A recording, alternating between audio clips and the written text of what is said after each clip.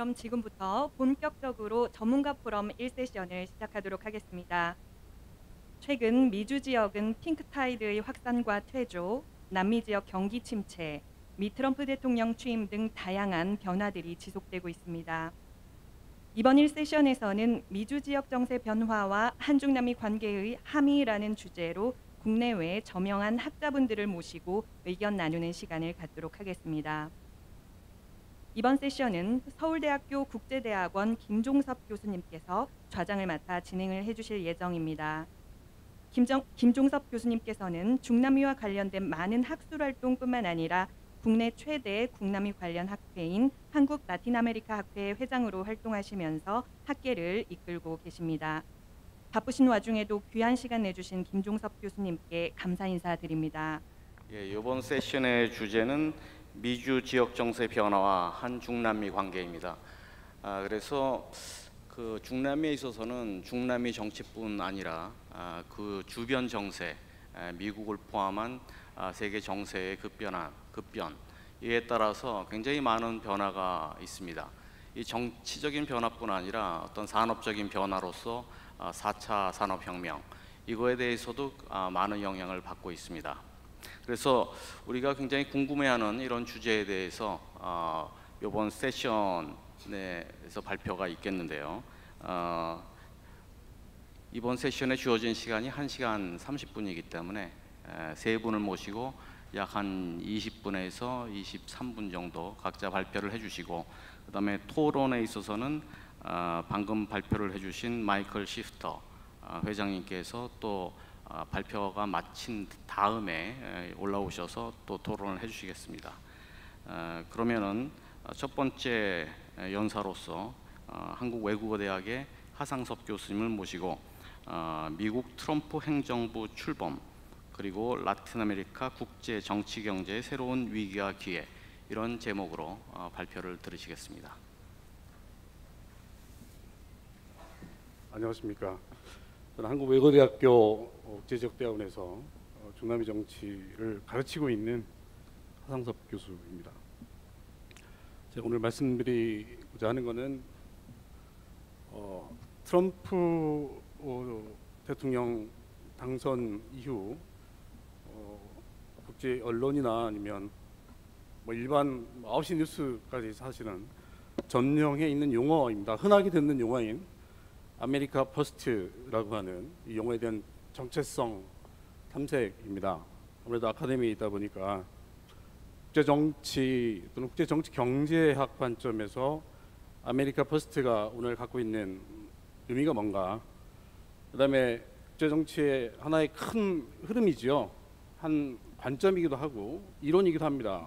현실주의라고 하는 관점에서 얘기되고 있는 헤게모니 스테빌리티라고 하는 헤게모니 안정화, 국제질서에 일국의 파워 있는 국가가 사실은 헤게모니를 장악하고 국제질서의 안정을 꾀하는, 오랫동안 국제질서는 사실은 미국의 파워십에 의해서 유지를 해왔고, 때로는 사실은 몇몇 시기적으로 이런 아메리카 파워십이 흔들리기도 했지만 꾸준히 이어져 왔습니다. 오늘날 트럼프 당선 이후에 뭔가 좀 다시 국제정치학계에서 이 헤게모니 스테빌리티라고 하는, 또는 아메리카 퍼스트라고 하는 용어가 주는 또 다른 의미들, 시사점들이 있을 것 같아서 그런 부분을 좀 탐색을 해보고자 합니다. 발표는 아메리카 퍼스트와 라틴 아메리카, 특히 김정석 교수님 말씀해 주셨던 라틴 아메리카의 관계라고 하는 것들이 사실 이제 오늘 포럼에서 중요한 포커스가 될 것 같고요. 중국을 좀 들여다보기로 했습니다. 그래서 시노 라틴 아메리카 관계고요. 그다음에 짧게, 부족하지만 향후에 한국과 라틴 아메리카, 이 미국과 중국의 중간에 있어서 뭔가 좀 국제 정치의 어마어마한 변화를 경험하고 있는 라틴 아메리카를 상대로 한국이 향후 어떻게 해야 될 것인가라고 하는 짤막한 제안을 마지막으로 발표를 마치겠습니다. 주제는 그렇습니다. 아메리카 퍼스트라고 하는 것들이 상징하는 것들은 되게 이제 트레이드 프로텍셔니즘이죠. 보호무역주의라고 하는 것들, 그다음에 이민 통제, 두 번째 되게 이제 아메리칸 퍼스트를 뭔가 좀 대표하는 것들이고요. 그다음에 하드 파워 디플로마시가 사실 이제 또 중요하게 우리가 봐야 됩니다. 기본적으로 기존에 미국이 국제사회에서 다양한 어떤 이 글로벌 아젠다를 리드해오고 적극적으로 참여해오면서 국제사회에 사실은 멤버들에게 그렇죠? 강한 모범이 되어왔던 이런 부분에서 뭔가 다른 방향으로 가고자 합니다. 대표적인 케이스가 이제 기후변화 협정의 탈퇴라고 하는 부분이 사실은 소프트 파워 디플로마시 리더십보다는 사실 이제 하드 파워 리더십으로 넘어간다라고 되는 것 같고요. 라틴 아메리카 지역에 대해서 이런 아메리카 퍼스트주의라고 하는 것들이 오늘날 이 트럼프 현 행정부의 주장은 되게 납사 재협상, TPP 탈퇴, 그다음에 새로운 어떤 이 미국 내에서의 어떤 제조업 중심의 산업 발전, 그다음에 가장 중요한 되게 이제 대선 과정에서 많이 나왔던 Bring Back New Job이죠. 실업의 문제가 상당하기 때문에 자 이런 어떤 미국의 국내 문제 때문에 뭔가 아메리칸 퍼스트라고 하는 이런 용어들을 사용해 가면서 라틴 아메리카 지역에 굉장히 많은 것들을 요구하고 있습니다. 그래서 저는 이 아메리칸 퍼스트라고 하는 것들을 인터내셔널 폴리티컬 이코노미 이 스쿨에서 어떻게 보고 있는 것들인가를 좀 아무래도 아카데미이다 보니까 리서치 리뷰를 좀 이렇게 해보게 됐습니다. 해보게 됐고 이게 조금씩 하이라이트만 제가 잠깐씩 보여드릴 텐데요. 그래서 이런 어떤 리서치 리뷰를 통해서 좀 알고자 하는 것들은 되게 이제 이 아메리카의 말씀드린 헤게모니 스테빌리티라고 하는 것들이 결국은 없어지는 것들인가 아니면 스스로 이런 헤게모니 스테빌리티라고 하는 것들을 포기하는 것들인가에 대한 예를 들어서 뭔가 좀 학문적 호기심 이런 것들이 좀 생겼습니다. 특히 이제 라틴 아메리카와의 어떤 이 국가와 국가 또는 지역과 지역 간의 관계에서의 어떤 투레벨 게임이라고 하는 이런 접근들이 사실 이제 접근들을 통해서 이런 아메리카 퍼스트라고 하는 것들을 좀 찾아볼 예정입니다. 계속 진행하고 있는 이런 그 주제이기 때문에 결론은 나중에 여러분과 같이 고민하는 그런 시간으로 갖겠습니다. 자, 세 가지 관점에서 많은 학자들이 아메리카 퍼스트라고 하는 것들을 얘기합니다. 하나는 이미그레이션이죠. 두 번째가 이제 프리 트레이드 어그리먼트와 관련해서 뭔가 방향 전환이라고 하는 부분들. 그다음에 세 번째가 이제 외교 관점일 겁니다. 굿 네이버에서 배드 옴브레로 바뀌는 예를 들어서 이런 특징들을 사실 이제 아메리칸 퍼스트를 갖고 있습니다. 이미그레이션 통제 문제는 모두의 기조발언에서 말씀을 해주셨지만 기본적으로 미국과 가까이 있는 멕시코와 중미국가에게 치명적인 타격을 줄 수밖에 없습니다. 특히 순금 경제라고 하는 것들이 중미국가, 특히 약소국가 같은 경우는 순금 경제에 의존해서 경제 발전을 해야 되고 이 성장들을 해야 되기 때문에 대표적으로 되게 이 소국들에 보면 한 나라의 GDP의 10%까지도 사실은 넘어가는 영향력을 미치고 있다고 볼 수가 있습니다. 프리 트레이드 어그리먼트에서 대표적인 납사 재협상 문제, 그렇죠? 좀 이따 이제 한미 재협상 예를 들어서 이런 문제도 한국에게 굉장히 좀 파장을 불러일으킬 텐데요. 사실은 먼저 납타 재협상 문제가 사실은 좀 눈여겨서 쳐다봐야 되는 대목이라서 프리 트레이드 어그리먼트에 대한 방향 전환이 어떻게 갈 것인가에 대해서 사실 이제 조심스럽게 관찰을 해봐야 할 필요가 있습니다. TPP 문제도 사실은 마찬가지일 것 같습니다. 외교 문제에는 기본적으로 그 라틴 아메리카 국가의 입장에서 보면 그렇게 기존처럼 뭔가 좀 미국 의존도에서는 많이 벗어났다고 봅니다. 백야드, 노바디스 백야드라고 하는 예를 들어서 이런 용어에서 오늘날은 좀 덜 의존적인 예를 들어서 그런 여기저기 행태들을 보이고 있기 때문에 모르겠습니다. 이런 부분은 향후에 각 영역별로, 각 이슈별로 사실은 강력하게 라틴 아메리카 지역에 때로는 위협이 되기도 하고 때로는 새로운 기회를 창출해주는 역할들을 할 거라고 보는데 영역에 따라 굉장히 다르게 나타날 걸로 지금 보여집니다.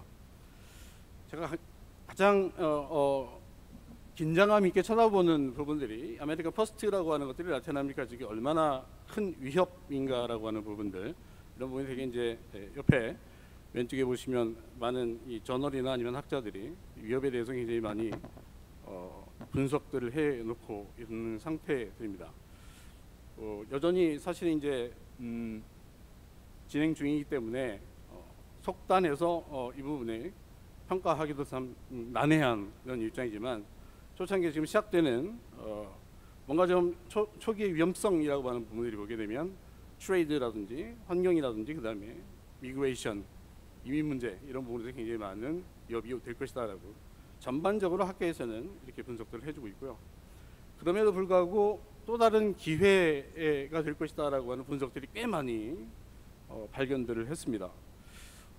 미국의 아메리칸 퍼스트라고 하는 것들이 등장과 더불어서 라틴 아메리카 개별 국가들에게는 또 다른 선택의 기회라고 하는 것들이 온다라고 하는 부분에서 보면 이게 단순하게 그냥 위협으로만 받아들여지고 있지는 않은 것 같습니다.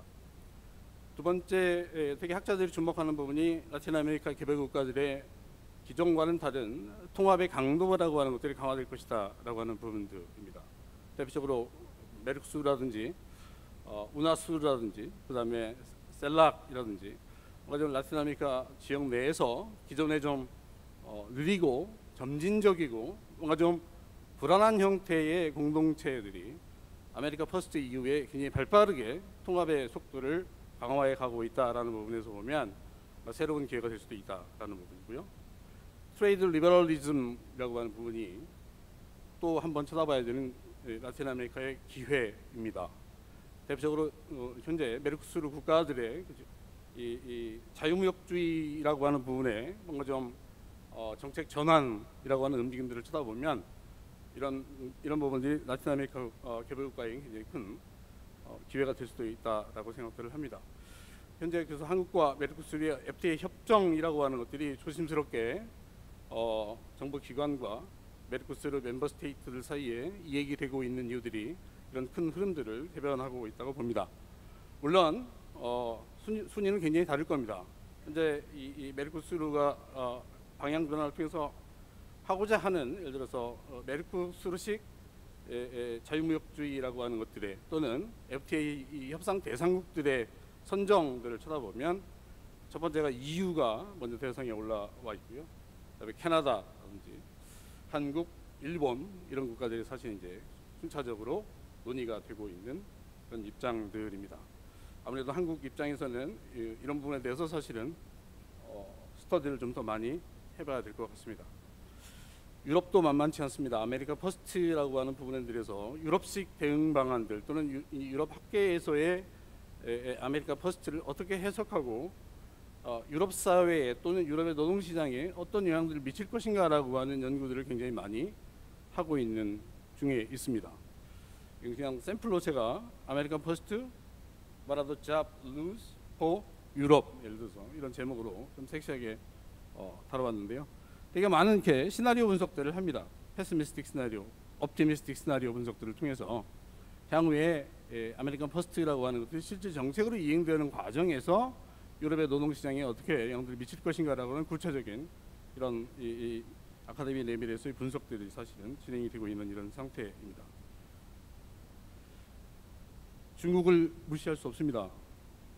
시진핑 주석의 사실은 이제 이 라틴 아메리카와 뭔가 국제 협력 강화라든지 투자 강화라든지 쳐다보면 대표적으로 지금 미국의 중국의 외교부 홈페이지에 사실은 오른쪽 사진에 대문짝만하게 사실 이렇게 찍어놓은 뭔가 국가 개발 정책 또는 이 중남미 진출 전략들을 사실 이렇게 놓고 있는데, 대표적으로 우리가 1+3+6 플랜이라고 하는 부분에서 강력하게 2014년부터 중국이라는 나라가 중남미를 대상으로 추진을 해오고 있는 전략들을 볼 수 있습니다. 원 플랜이라고 하는 것이고요.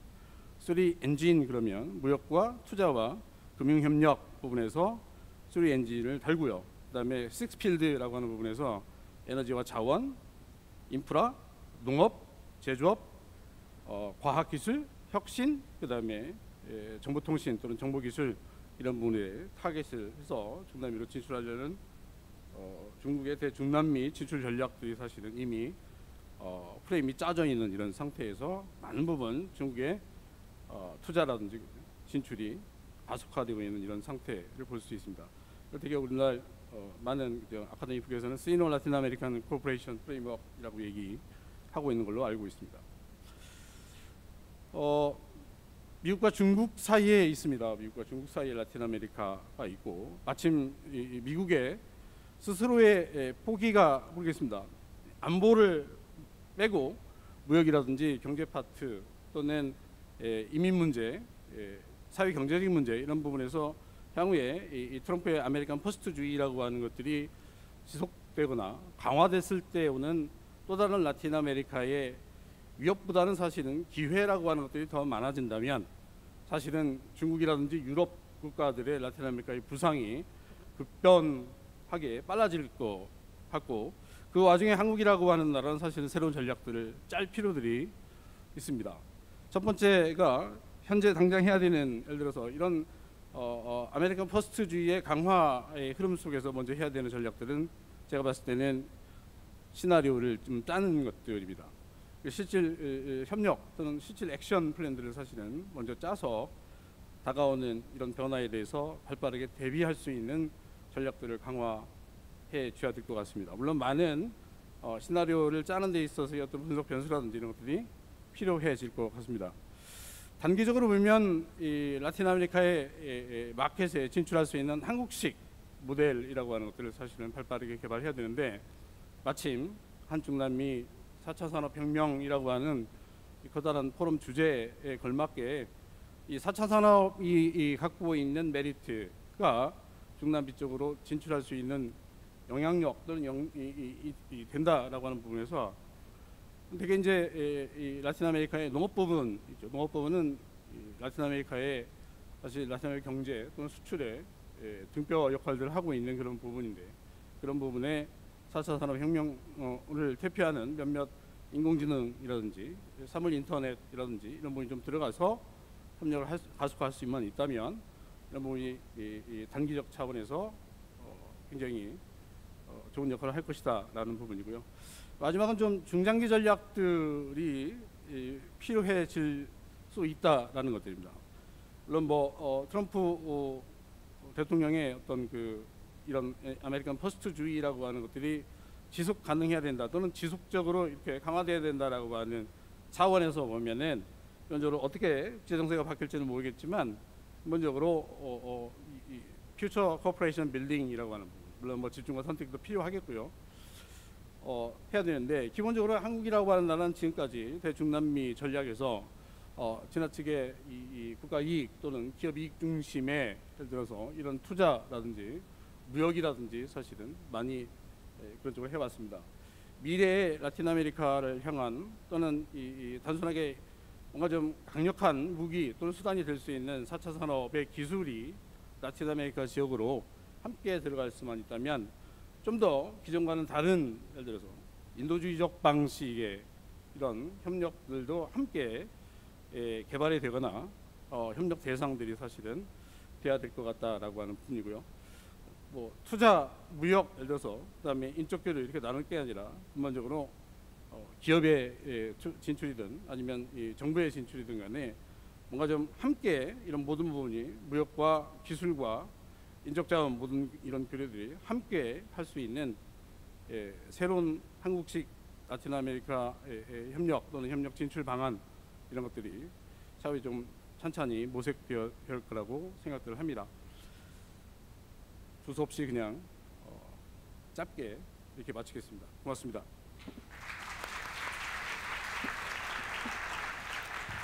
예, 감사합니다. 하상석 교수님께서는 트럼프 정부의 대중남미 정책과 중국의 중남미 진출 전략, 그리고 그러한 배경하에서의 한국과 중남미와의 관계에 대해서 잘 정리를 해주셨습니다.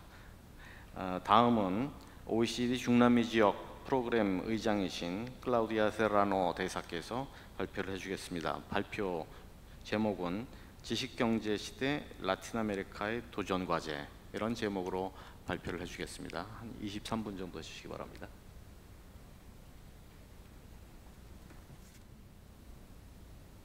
En primer lugar, quisiera agradecer al Ministerio de Relaciones Exteriores de Corea por organizar este foro. Las personas que me precedieron comentaron sobre la oportunidad que vive América Latina en momentos que podrían llamarse críticos.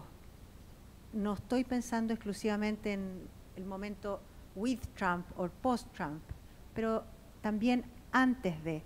Es un momento crucial, un momento expectante, y el rol que puede desempeñar Corea como un país amigo para la cooperación, para la inspiración, para compartir una trayectoria que efectivamente permitió a este país pasar a la punta en relativamente pocos años, puede ser muy relevante, muy decisiva para nuestra propia agenda.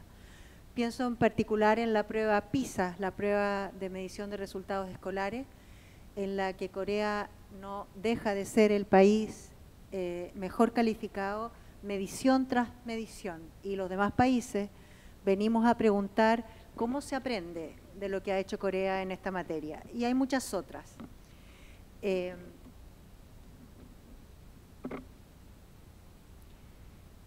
Voy a desarrollar los siguientes temas.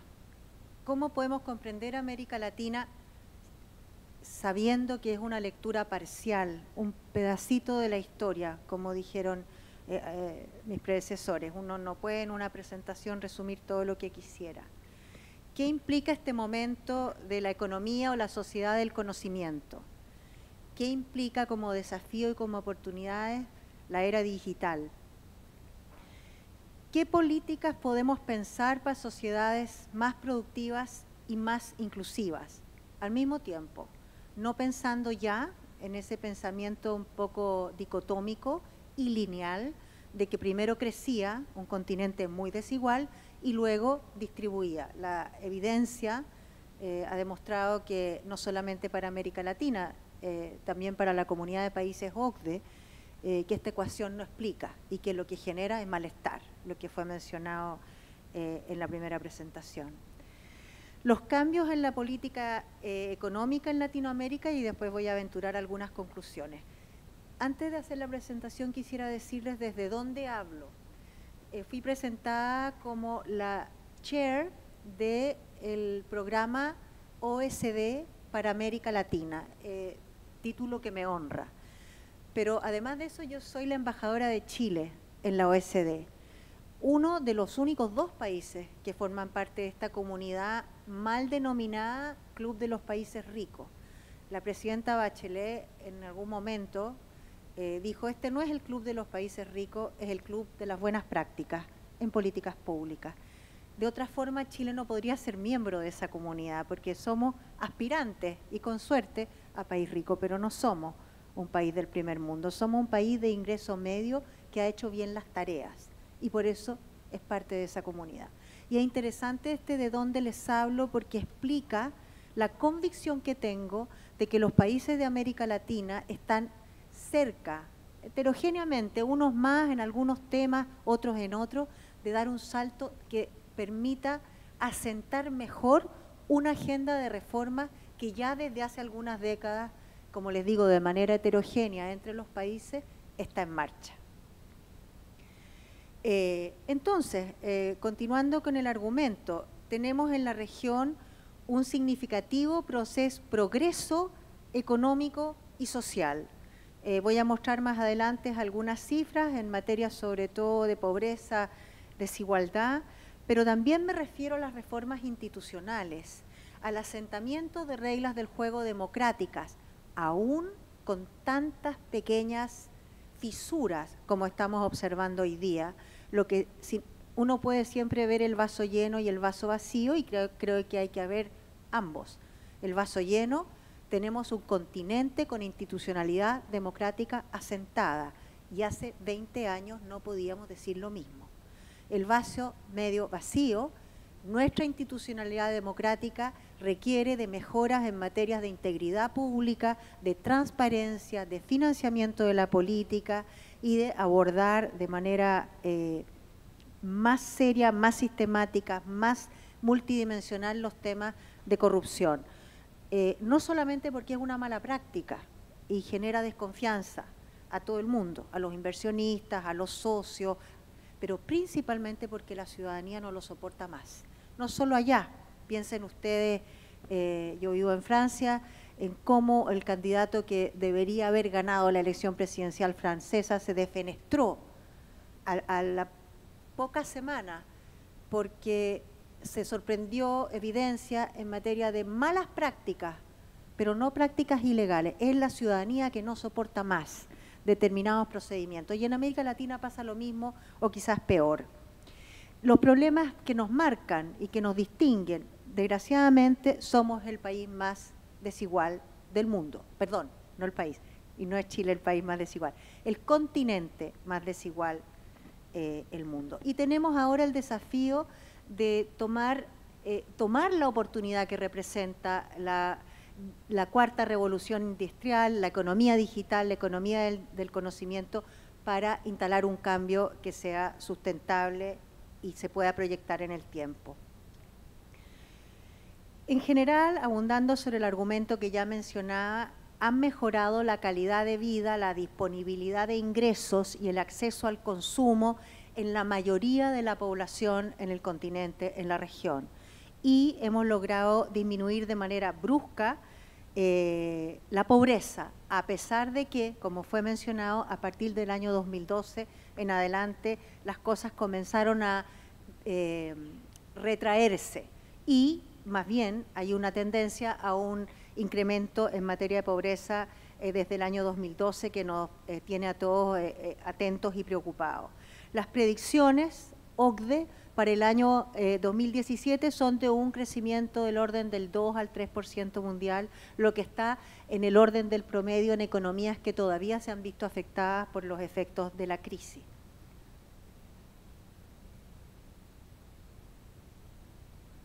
Okay.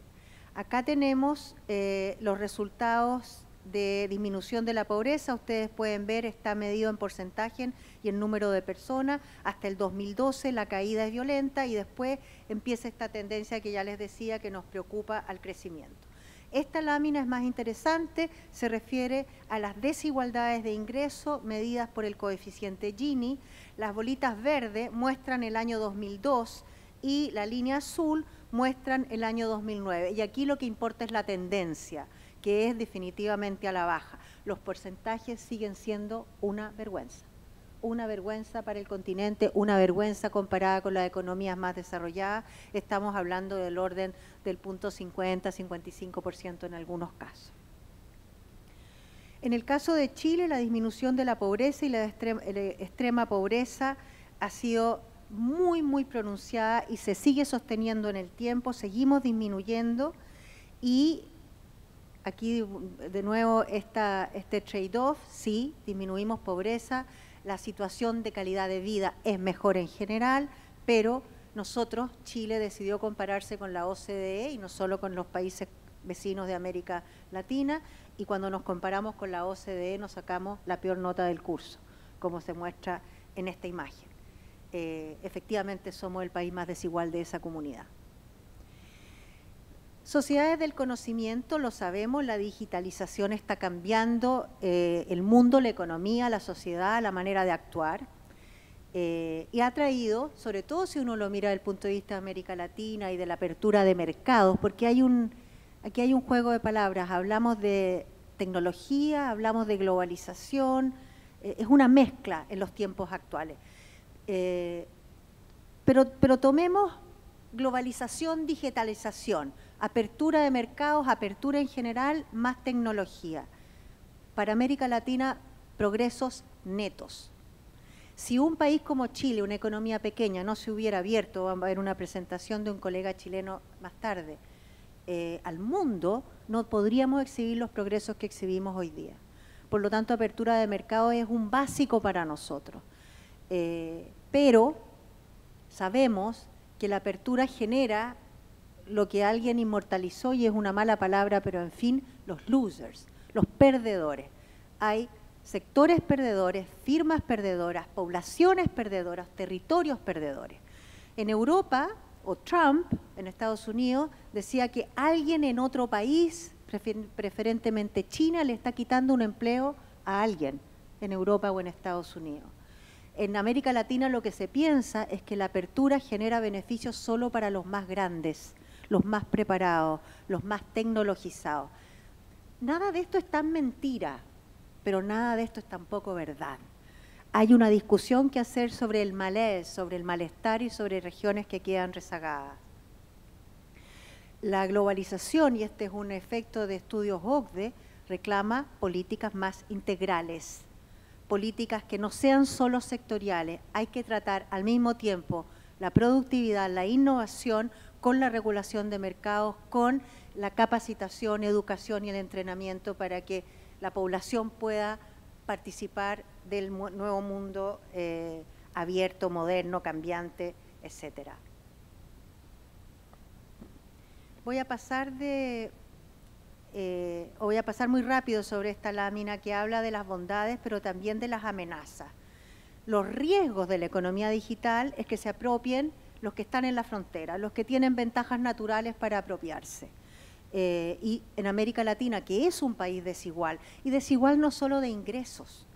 En América Latina tener contacto, saber a quién llamar, saber cómo moverse, participar de la comunidad que es la élite, abre muchas puertas. Es probable que esto pase en todas partes del mundo, pero en esa región pasa de manera más marcada. Por lo tanto, es necesario neutralizar este acceso preferente con una distribución realmente equitativa de oportunidades y poniendo todo lo que significa como promesa la economía digital, promesa para sectores excluidos, promesa para sectores desaventajados, promesa para quienes tienen por desventajas incluso físicas menos oportunidades de acceder, promesas para las empresas más pequeñas que tienen acceso aquí a plataformas más baratas para poder comercializar, etcétera, etcétera. Pero quizás la clave, porque aquí hay responsabilidades para el sector público y el sector privado. El sector privado funcione bien, de acuerdo a reglas del juego conocidas y respetadas, y ojalá en una, como escuché hace poco al economista brasileño Roberto Manguebeira Unger decir en la OCDE, con una contradicción, competencia cooperativa, que no significa no competir, pero toda la esfera de innovación, toda la esfera de cambios tecnológicos, pronto son parte de una comunidad de saber. Esa es la promesa de la sociedad del conocimiento. Y poder conducir a que así sea, sobre todo a los que tienen menos acceso, resulta una gran promesa. Por lo tanto, el desafío es favorecer la innovación y la transformación productiva. Pero esto más allá de una frase o de una recomendación de política, que es un poco obvia, ¿cómo se hace?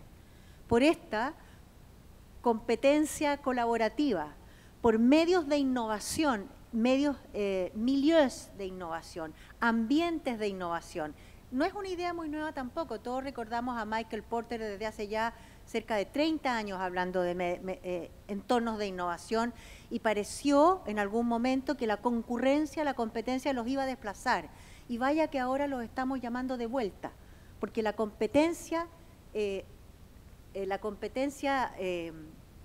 desalmada, digamos, sola, sin ningún otro tipo de vínculo, lleva a estos dilemas económicos, políticos, sociales que mencionamos. Sí hay winners, sí hay progreso, las tasas nacionales suben, el crecimiento sube, pero el malestar también, el desequilibrio social y político también, los riesgos que se miden en las urnas también. Entonces, aquí estamos hablando de innovar en la metodología de contratos, en la metodología de acuerdos, en la colaboración público-privada, para hacer que la nueva revolución tecnológica y productiva pueda generar un bienestar socialmente compartido.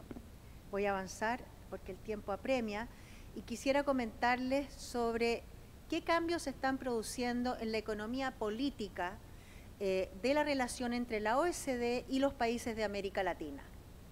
Como les decía, no llamemos a la OCDE la Organización de los Países Ricos, llamémosle la Organización de las Buenas Prácticas. Y recordemos lo que mencionaba hace un principio, que América Latina ha recorrido por años una senda de reformas positivas, que no significa que tenga resueltos sus problemas muy lejos de aquello. Quizás no se pueden ordenar en orden de prioridad. Aquí iba a decir quizás el más grave y me corrijo. Uno de los más graves es la aún presente dependencia de materias primas. Aún mi país es dependiente del cobre, sigue siendo dependiente del cobre, y en segundo lugar de la industria forestal y de la pesca. Ha agregado valor a estos tres sectores productivos notablemente y ha introducido nuevos sectores como los vinos, como la agroindustria, pero sin embargo la mayor apuesta es agregar valor a la industria minera, porque somos un país con ventajas naturales en el tema de la minería. Bueno, si permanecemos o todos nuestros países permanecen subordinados a esa gran ventaja que a veces es una promesa y a veces una maldición, esa ventaja comparativa, no vamos a ser miembros plenos de esta cuarta revolución industrial, porque eso pasa por agregar valor y diversificar y hacer finalmente esta transformación productiva que nos es tan necesaria. Ahora, hemos hecho las reformas, hemos hecho algún grado de transformación productiva mínimo, pero sí hemos hecho importantes reformas en materias institucionales y sí, porque somos ese país tan desigual, hemos exportado al mundo los programas de apoyo a la población más vulnerable sobre la forma de programas de transferencias, cash transfer a los más pobres. Hemos hecho muchas tareas, eso es la idea que quiero mencionar. Y por eso la OCDE quizás más que nunca nos está tomando muy en serio. Hay dos países miembros, Chile y México. Chile tan solo hace 7 años, México hace 20. Hay dos países en proceso de devenir miembros, Colombia y Costa Rica, y hay 3 países postulando a ser miembros, Perú, Brasil, Argentina. Yo le llamo a pensar un momento qué significa que Perú y Argentina quieran ser miembros de la OSD. Quieren rendir examen de su buena conducta en materia de políticas públicas y de funcionamiento de mercados. Quieren que la OCDE los examine, no la OCDE, la comunidad de pares, que somos los 35 países miembros de la OCDE, los examinen a países que no siempre se dejan examinar. A países, y aquí están los colegas de ambos países, que no siempre se dejan examinar y por lo tanto esta nueva actitud respecto a su proceso de reforma, este compromiso que supone apertura de mercados, reglas del juego claras y profundización de la institucionalidad democrática y el buen gobierno democrático, constituye una promesa, una suerte de promesa que va de la mano con la aspiración de los gobiernos de ambos países de formar parte de la comunidad OCDE. En el caso de Perú ha sido una tradición más larga, 20 años, con un proceso sólido, responsable, perseverante, del que han ido dando cuenta los diferentes gobiernos. Pero en el caso de Perú y Argentina, si bien Brasil ha sido, de Brasil y Argentina, si bien Brasil es key partner de la OSD desde hace años, esta ambición de formar parte muestra una nueva aspiración política y la actitud con que la OCDE lo está analizando también. Aquí hay algo que tenemos que hacer juntos. 10 países de la región son miembros del Centro de Desarrollo, el último en aplicar ha sido Bolivia, y por otro lado Guatemala está en pleno proceso de hacer su Integrity Review.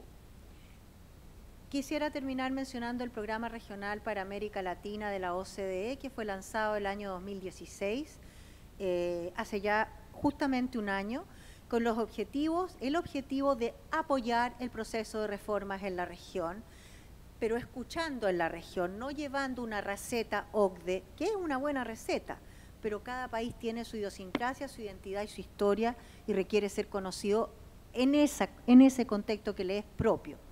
Entonces, escuchando a América Latina, este programa quiere apoyar el proceso de reforma y haciendo una interpretación de cuáles son los dilemas estratégicos de la región en lo político, lo social o económico, define 3 pilares, 3 centros de gravedad de su trabajo: productividad, inclusión social y gobernanza o reglas del juego o profundización institucional, como queramos llamarlo. El programa cuenta con un grupo de pilotaje en el que participan todos los países miembros de la OCDE, más algunos países latinoamericanos, y un advisory board, que es un grupo más estratégico, más pequeño, del que Corea forma parte. Dentro de las grandes actividades que se ha propuesto el programa, desarrollamos una vez al año reuniones ministeriales de trabajo en cada uno de estos 3 áreas priorizadas. El año pasado fue sobre productividad en Santiago de Chile, este año será sobre inclusión social en Paraguay y el próximo sobre gobernanza y fortalecimiento democrático en el Perú. Además, hay proyectos y líneas de trabajo específicas en todos estos temas que nos parecen cruciales. Integrity, para luchar contra la corrupción por la metodología de las buenas prácticas. Educación, PISA, recomendaciones que surgen de los países que han implementado buenas prácticas para tener buenos resultados con en la evaluación PISA. Esta es una reunión que se efectuará en octubre en Colombia. Bueno, y así no voy a detallar la cantidad de proyectos. Tenemos una agenda que tiene como mayor objetivo aprovechar el momento y la oportunidad que representa la cuarta revolución industrial y el proceso que ya ha recorrido América Latina, que la para mejor, aunque no suficientemente bien, para dar este salto, para no quedar atrapados en lo que se ha llamado la trampa de países de ingreso medio, que llegan hasta un umbral expectante y no profundizan en las reformas o no diversifican o no hacen el entrenamiento de su población para efectivamente hacerse cargo de un mundo que hoy es distinto del de hace tan solo 2, 3 o 5 años. Muchas gracias.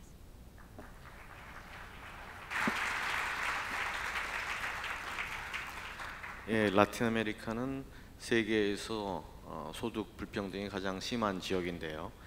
세라노 대사님께서는 지식경제 시대에 이러한 사회적인 문제를 해결할 수 있는 몇 가지 방안에 대해서 말씀을 해주셨습니다. 다음은 콜롬비아 대학의 크리스토퍼 사바티니 교수님께서 발표를 해주시겠습니다. 발표 제목은 라틴 아메리카 정치 변화와 미국 대외 정책의 교차점입니다. 큰 박수로 맞이해주시기 바랍니다.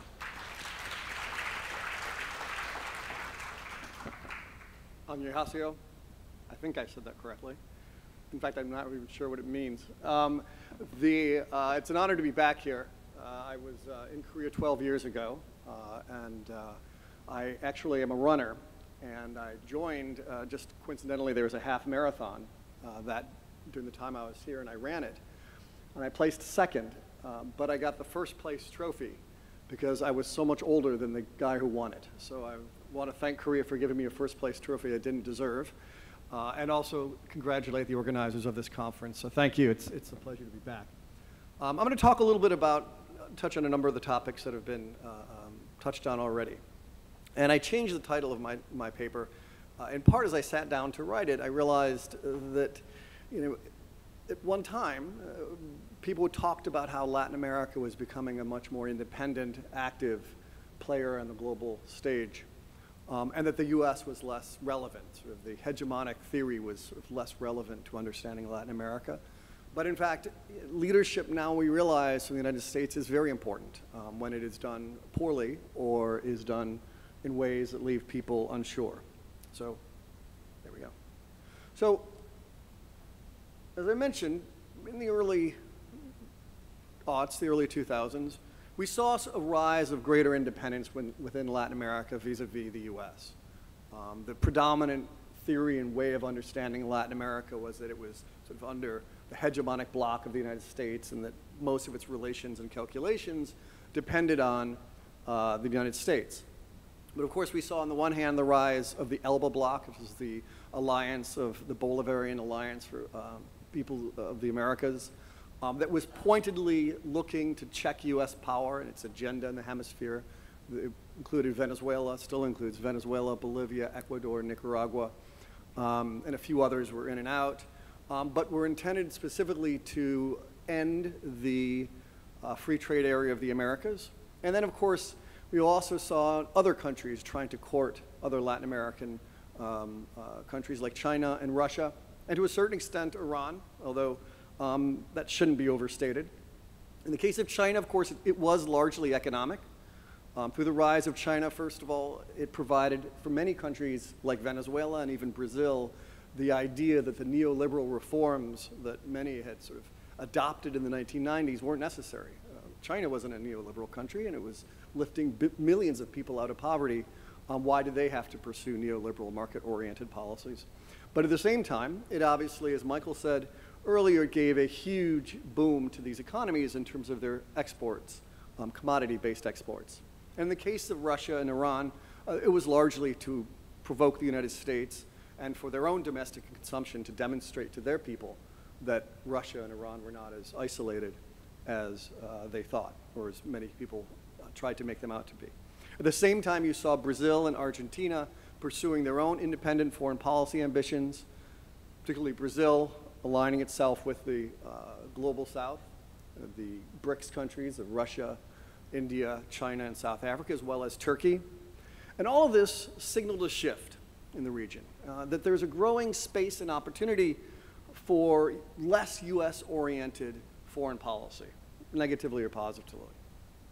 But the US did maintain a large advantage.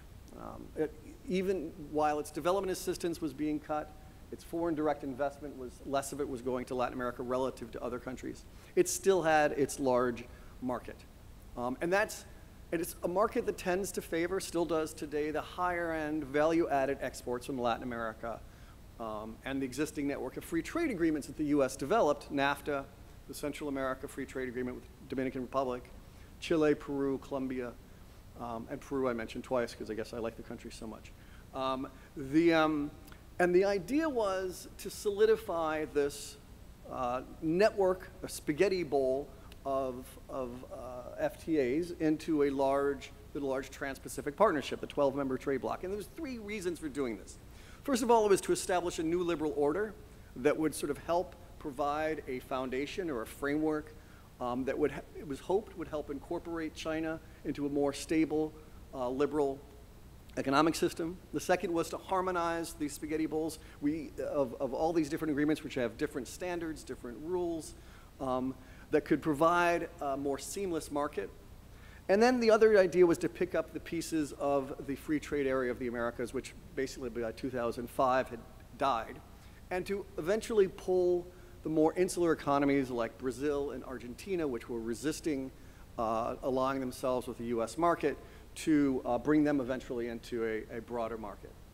But then came President Donald J. Trump, and things changed.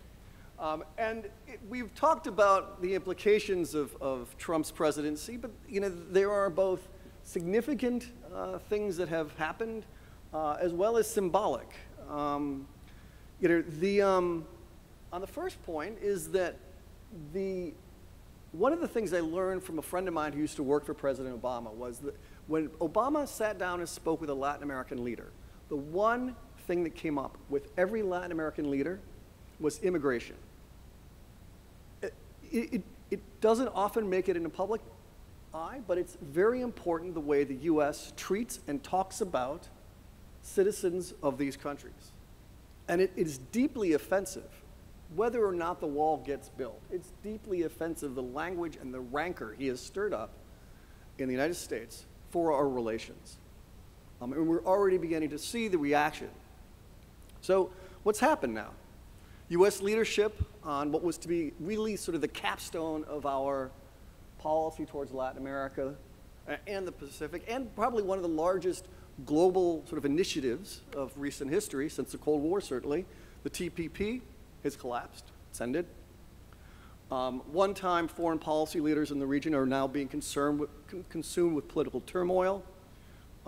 This includes obviously Brazil, and now probably soon be indicted President Temer of Brazil. This occurred precisely at the time when it looked like Brazil and Argentina were going to start to make a shift towards more global markets, towards more freer trade. And now that the US's leadership in that regard has gone absent. At the same time, China continues to invest in and trade with the region on terms, as Michael said, that are not particularly favorable for regional development. And the question also for China is always, is there a longer-term diplomatic agenda? Is it just economic? And one of the things, I edited an article recently for the website that I edit that looked at and tested in what countries China was most active economically and in what ways. And the hypotheses they were testing was First, if there is an anti-U.S. bias in China's investment, those investments will tend to go to countries where the U.S. has the least relationships or has the most antagonistic relationships. And if there is a state policy to deepen relations with those countries, the leading investors from China would be state companies, not sort of the semi-private sector of China. And indeed, both of those hypotheses were proven true. The greatest amount of per capita investment and trade that China engages in is with Ecuador, Nicaragua, relative to their economies, and Venezuela. And the leading edges of those investments are state-run companies, indicating that it's not just economics that's always driving. At the same time, the long-standing multilateral and normative foundation is being torn apart within the Americas. Venezuela says it's pulling out of the Organization of American States. The Dominican Republic has declared that it's not part of the Inter-American System of Human Rights. And UNASUR and CELAC, two new bodies, are competing for a regional role.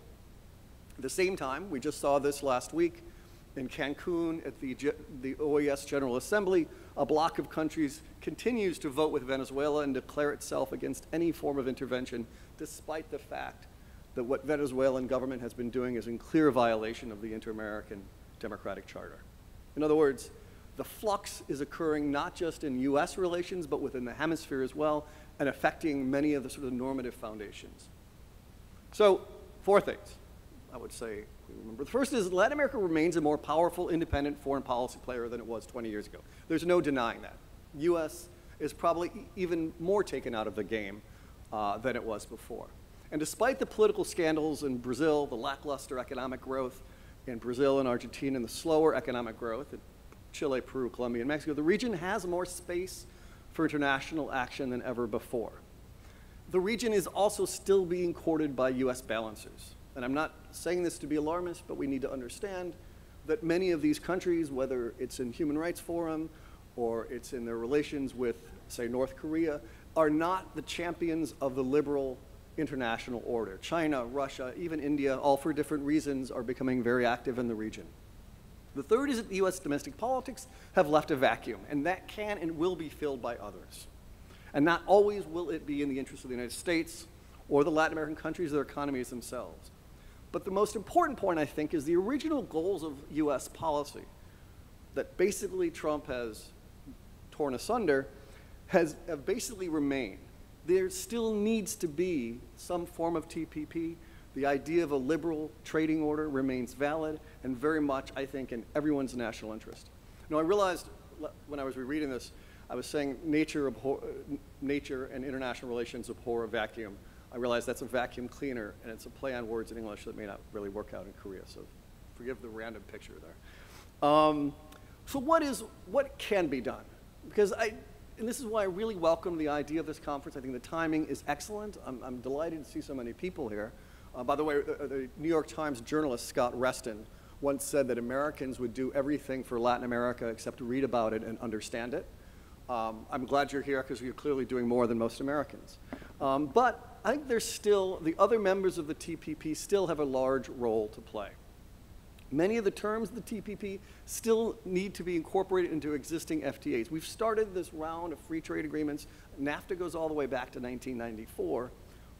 But these countries, as Michael said, with the Pacific Alliance and others, need to begin to harmonize their FTAs in a way that, even without the United States, will start to create a seamless market that avoids all of the different regulatory and standards and rules-based hurdles.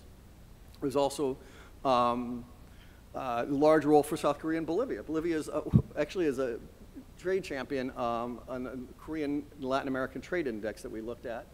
The total trade between the two countries grew 37.4% in 2016. And there's one other thing, too, where Korea can play a large role diplomatically. Given what I said about the tearing apart of the multilateral order, the weakening of the normative foundations in the hemisphere, there is a role for mediation, for assistance, an alternative path for the redevelopment in Venezuela. What is occurring in Venezuela is unprecedented. It's tragic. And how it will be resolved is still unclear. There is a need for more honest brokers to play a greater role in trying to pressure some democratic solution to the deep, deep crisis in Venezuela in a way that sort of de-Americanizes this issue. So I think that's, I'll just end on one last point about the decline of US leadership in the region. In the, what is called the skinny budget, the budget that Donald Trump's administration presented to Congress, it proposes cutting US development assistance to Latin America by more than 30%, wiping out entire budgets or reducing, in many cases, development assistance by 40 to 50% in Central America and other countries. Development assistance is a very important way to build allies and to build economies and to maintain markets. Someone has to fill that gap. That budget may never be passed as it is, but the starting point of a 30% cut in our development assistance budget is a very frightening place to start. Thank you very much, and kamsahamnida. Oh, I had one other thing. Actually, I had one other thing. I'll just say that on this one last point, is economic turmoil and political upheaval in Brazil. As Michael said, the people that rose out of poverty, the 50 million, are now, some are at risk of falling back into poverty. Argentina is going through difficult economic reforms. There's political uncertainty in Ecuador and Bolivia. And again, there is a need to anchor Venezuela's inevitable collapse. The region needs honest brokers, as I said, to prod governments. Now, this time for real. Thank you very much.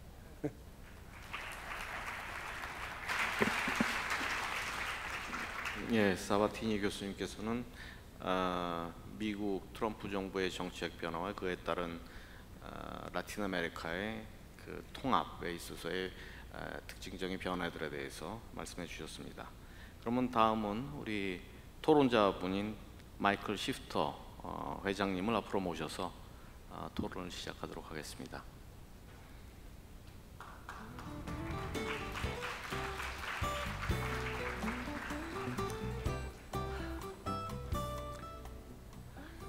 그러면은 준비가 되셨으면은 마이크를 마이클 시프터 회장님께 드리도록 하겠습니다. Are you ready? Thank you very much.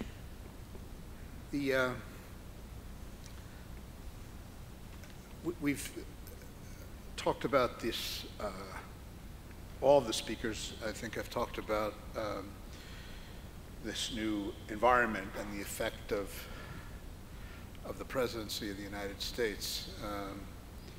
A Latin American ambassador in Washington recently said at a meeting that we organized that the thing that he struck him as so unique about this moment is that the President of the United States referred to the liberal order of the last liberal global order of the last 70 years as the U.S. being a victim, and that was something that was quite stunning from his point of view, because the view was always that this was a liberal order that was very good for the United States and benefited the United States. But I guess my question is, or occurs to me, maybe get some comments from colleagues, is whether really the main effect of what's happening in the United States, which obviously has some political support because he was elected President of the United States, is just basically an acceleration of what was already happening.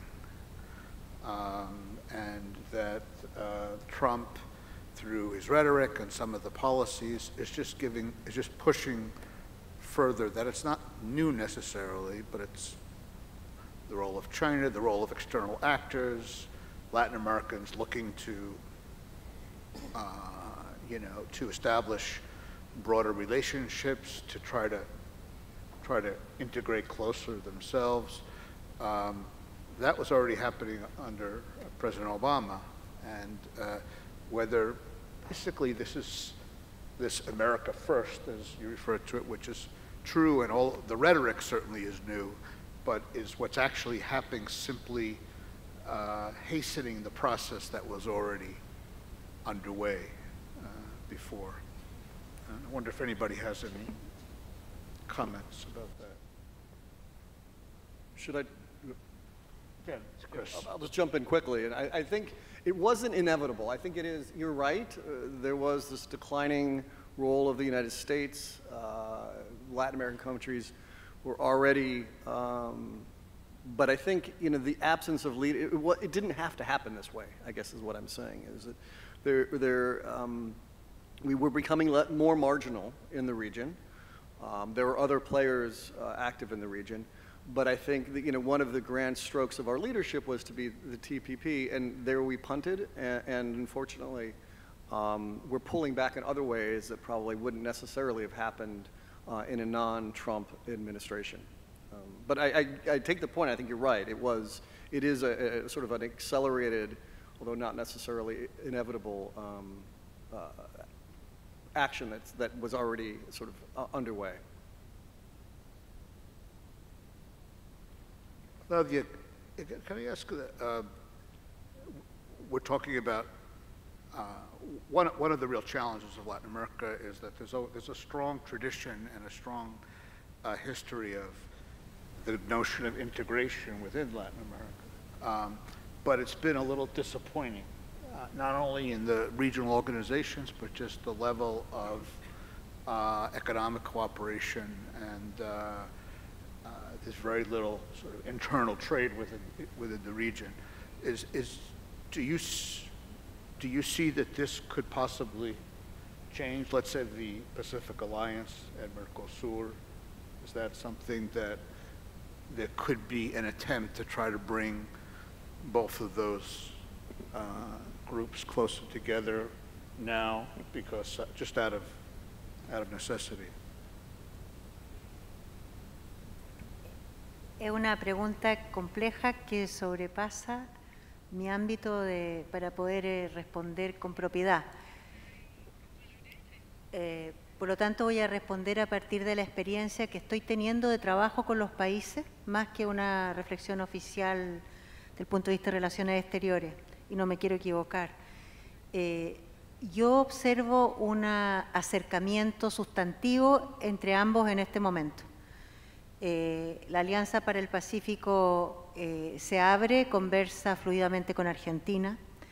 Por lo tanto, esta suerte de distinción férrea entre el sector atlántico y el sector pacífico comienza a hacerse más difusa. Pero yo no creo que el Mercosur pierda vitalidad en sí mismo.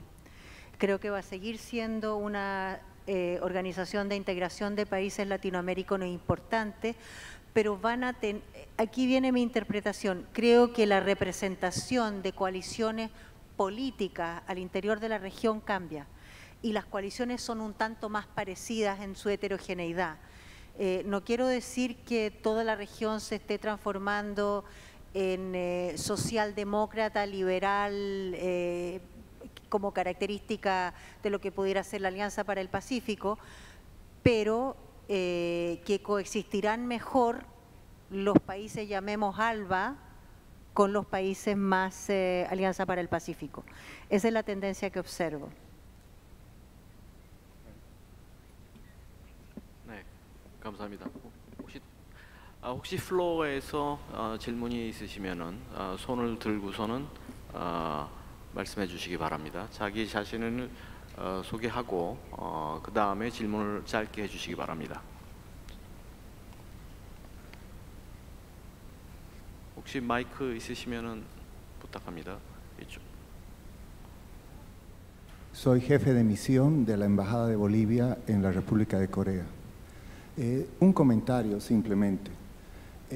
Entiendo la característica académica de este foro, es muy interesante las opiniones vertidas, pero consideramos en alguna referencia que se ha hecho a un país en particular que son opiniones personales, obviamente de mucho conocimiento, que las respetamos, pero creemos que este es un foro amplio donde es evidente que cada grupo como al que pertenece Bolivia, como es el ALBA, hemos tenido una decisión de juntarnos para justamente tratar los temas de desigualdad terrible que hay en la región de América Latina y que estamos haciendo todo lo posible para reducir esa desigualdad y que creemos que estos foros nos permiten a nuestros países avanzar en miradas, por ejemplo, que muestran que China tiene un papel importante en nuestra región, pero también, como ha señalado el profesor Sabatini, Corea del Sur y Bolivia tienen una enorme amistad que se va y la identidad de ambos pueblos. Gracias. 예, 의견 감사하고요. 혹시 다른 분 또 의견이나 질문 있으시면 손을 들어주시기 바랍니다.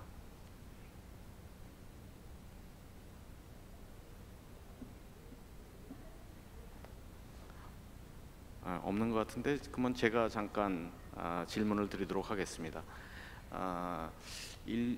미국의 트럼프 정부의 정책에 따라서 여러 가지 중남미의 정책 또는 한국과 중남미의 관계 그런 것들이 많은 변화를 겪고 있는데요. 이게 어느 정도까지를 이거 템퍼러리한 일시적인 어떠한 변화로 봐야 되고 또 어떤 부분을 좀 영구적인 미국의 정부가 바뀌더라도 변하지 않는 어떠한 영구적인 변화로 봐야 될지 하상섭 교수님 또는 사바티니 교수님께 질문을 드리고 싶습니다. 저도 그 질문에 주신 내용이 굉장히 궁금합니다. 왜냐하면 지금 ING 진행 중이기 때문에 제가 현재 그 6개월, 7개월 정도 지금 집권 시기가 지나고 있는 상태들이고 미국이라고 하는 나라의 대통령이 정하거나 예를 들어서 변하는 정책들에 대한 파급력이라고 하는 것들이 워낙 글로벌 차원에서 세다 보니까 과연 이런 정책들이 지속할 것인가 말 것인가라고 하는 논쟁 사실은 원래 그 아메리카 퍼스트라고 하는 것들을 전제했을 때 지속 가능성이 없다면 이런 것들은 논할 필요도 없다라고 사실은 선을 긋고 나섰어야 되는데 꾸준히 현재 지금 계속해서 단순한 정책 수사가 아니라 실질 정책으로 반영이 되고 이행되고 있기 때문에 이런 부분에 대한 점차적인 뭔가 대비 차원이나 아니면 우려 차원에서 사실은 이렇게 분석들을 많이 하고 있는 것 같습니다. 저는 정확하게 템포럴리와 롱텀이라고 하는 부분을 어느 시기로 정한다는 건 사실은 굉장히 어렵고요. 특히 라틴 아메리카에 대한 어떤 트럼프의 어떤 아메리칸 퍼스트의 영향력이라고 하는 것들을 사실은 전제로 해서 우리에게 템포럴리하고 우리에게 롱텀으로 아메리카 퍼스트라고 하는 것들을 라틴 아메리카를 중심에 놓고 바라봤을 때 저 같은 경우는 그 완벽하게 아까 그 사바티니 교수님 말씀하셨거나 여러 발주사 말씀해 주셨듯이 아메리카 이 남미에서의 어떤 지역 통합이라고 하는 것들이 기존에 지지부진해졌던 지역 통합이라고 하는 것들이 뭔가 미국의 이 나프타 체제, 기존의 나프타 체제는 아니면 미국 중심의 이 일방적 무역 구도에 대항할 만한 이 카운터 헤게모니 정도의 경제 공동체가 하나 제대로 성립이 된다면 이라는 전제로 모든 라틴 아메리카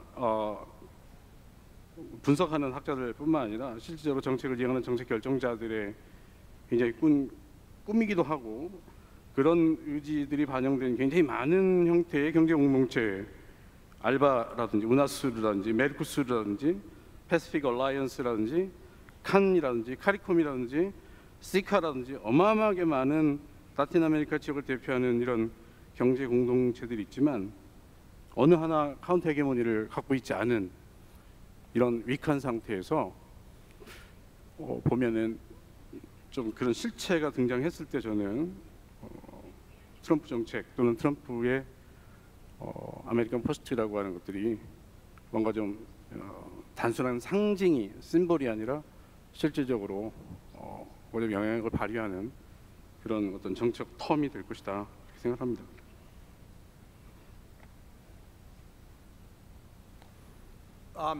I think it's a good question, and I think basically, to use an American expression, the toothpaste is out of the tube. There's no way to put it back. I think it was implied also in Michael's question that the U.S. is, and I think we even saw this after the George W. Bush years, where the U.S.'s moral authority was, I think, severely damaged. And when Obama came in, there was sort of a simple belief among some people in the Obama administration that he only had to go and make nice, and it didn't work. It did not. The pattern was already established, and so this may accelerate it. But I think even assuming another administration that would come back, it will be difficult to claw back the level of, and I think that could be a good thing. I'm not saying that's a bad thing, but to claw back the level of U.S. Predominance and role in the region. I want to add one thing quickly to what Michael said, and it was kind of implied too in the professor's previous comments. One thing that's very different, we did a study on the amount of lending that the Asia Development Bank gives to inter-country or regional infrastructure and how much the Inter-American Development Bank. I don't remember the exact numbers, it was a while ago. But it was of a magnitude of, the Asia Development Bank gives like 3 or 4 times more money for cross-border infrastructure, railroads, ports, highways, to facilitate that level of infrastructural and market consolidation and integration that is not done in Latin America. And that's very important. And so this will remain a real hindrance for any sort of powerful economic integration. And then this goes along well with very much the Japanese, what's called the flying geese strategy of developing industries and sprinkling them across the region that has never been done in Latin America and I think should be done. 예, 감사합니다. 역시 그 미주 정세의 변화라는 것이 굉장히 현재 진행형이고 또 기간도 얼마 되지 않았기 때문에 다루기가 굉장히 어려운 주제가 아닌가 생각이 되고요. 또한 마찬가지로 4차 산업혁명이라는 것도 굉장히 다루기 어려운 주제인데 오늘 세 분의 연사께서 굉장히 쉽게 이런 것을 발표를 해주셨고 또 거기에 대해서 또 좋은 토론을 마이클 시프터 회장님께서 해주신 것 같습니다. 세 분 연사님과 토론자분들께 큰 박수 부탁드립니다. 네, 감사합니다.